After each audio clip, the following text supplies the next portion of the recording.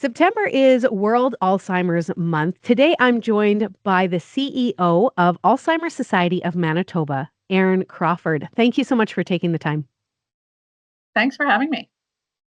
Absolutely. So, with the idea in mind of this month, World Alzheimer's Month, can you share what the Alzheimer's Society of Manitoba's theme is and what you're focusing on? Yeah, our theme this month is Your Path Forward. And the reason we've picked that is because often we hear from people that when they get a dementia diagnosis, Alzheimer's disease, Lewy body, frontotemporal, early onset, vascular dementia, the different types, but really, regardless, it is not clear what comes next. There's often a feeling of here you go with your diagnosis and out the door. And so your path forward is us at the Alzheimer's Society trying to say to people that there actually is a path forward. If it's not clear to you what it is, contact us. Whether you want to phone us or email us or go to our website, whatever's comfortable for you. You don't have to figure this all out on your own. Literally thousands of Manitobans have done this before and are doing it now and can be a tremendous assistance to you. So that's the reason for our theme, Your Path Forward. Fantastic. And I love the idea of like raising that awareness, especially when something can feel life changing and scary, all at once. And speaking of this, would you mind sharing some facts about Alzheimer's that you would like the public to know about that maybe we don't? Yeah, for sure. So, first of all, just some numbers 20,300 Manitobans have a dementia diagnosis right now. We expect that that number is going to double by 2050 to just under 40,000 Manitobans. And we did a poll a couple years ago that showed that 62% of us have a close friend or family member because it's not just the person who's diagnosed, although it is significant for them, it's significant in the whole family. So it's a huge impact for people.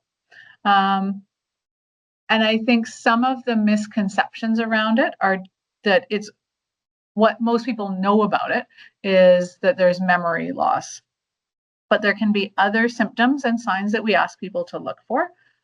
Things like communication problems and disorientation in familiar places, perhaps, judgment calls around what is appropriate to do or where, given the social circumstances or weather. So there's lots of other things besides memory loss that are associated with dementia. And there's things that people can do to reduce their risk. But I also want to just mention, because of World Alzheimer's Month, that a lot of people do this on their own because there is still a stigma associated with it. Lots of people don't want to tell their broader circle that they've got Alzheimer's disease or frontotemporal Lewy, whatever the type. And I think that that's really isolating for people then. And, you can understand where people are hesitant, but it makes it so much harder for them to keep that community of supports around them really at the time that they really need it the most. So just encouraging people to share what's going on with them. Most friends and family really do want to help, but are nervous about whether they're stepping in too much. So really Mm. that awareness for people. You already touched on it. This affects the person and their friends and family. What does the Alzheimer's Society of Manitoba offer to help friends and family of someone dealing with this as well? Yeah, so it's a really different experience. Like, we hear from people who have dementia and people who are care partners to someone with dementia. They have different stresses and anxieties and frustrations and joys. Um, so we have support groups that are specific to both groups, so that you can go in and talk to people who totally relate. And I always encourage people to access our support groups. Just go try it a couple times, even if you don't think it's your thing. The people in those groups are walking the same path and have tried some of the things that you're going to be trying and can give you some really good advice on what you may or may want to try. We have recreation programs that are for care partners and a person who has dementia to join on their own. And we have education sessions where we bring experts in, local experts here in Manitoba, to talk about different, whether it's long-term care or home care or financial planning, things that you're going to probably need to understand, we can give you access to that expertise. And then just one-on-one resource and information that might be helpful to your specific circumstance. Mm. Making it a little personal for our audience this morning, I would love to hear from you if someone watching this or listening heard recently that their family member has dementia or Alzheimer's Mhm. and they're really nervous about this. What would you say to Mhm. them? I mean, it is a scary disease. All of us feel that way. Um, but there is very much a community here, and there is many joyful moments left in your future.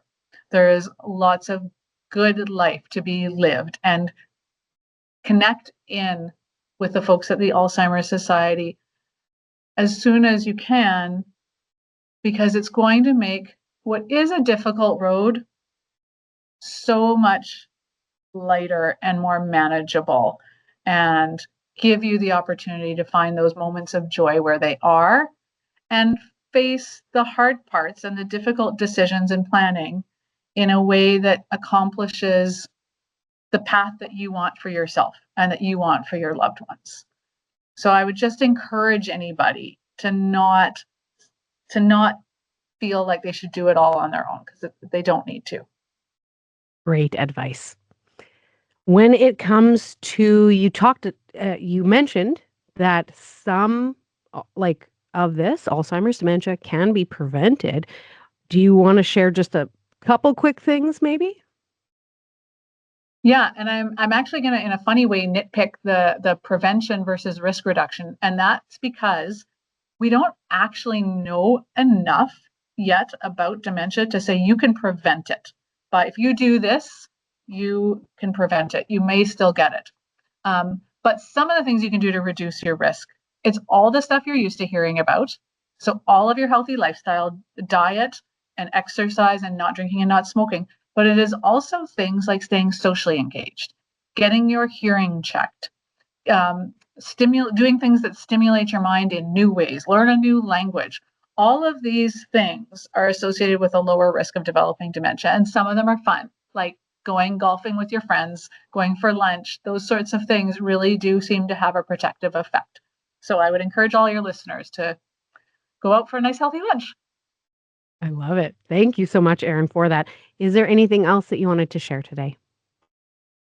I know. I think so many of us are uncertain what to do to help somebody who has a dementia diagnosis. We don't want to overstep, but more often than not, what we hear from people is that when they share with their friends and neighbors, it's so much more helpful. They've got extra eyes, they've got extra hands, and so I would encourage people who think that someone might have a dementia diagnosis to just very gently ask the question: Is there anything we can do to help you? Great advice. Thank you so much, Erin. If anyone wants to connect with the Alzheimer's Society of Manitoba, how do they do that? They can go to our website, which is alzheimer.mb.ca, or they can phone us in Winnipeg. It's 204-943-6622. And we have a 1-800 number that escapes me at the moment, but it's on our website. Perfect.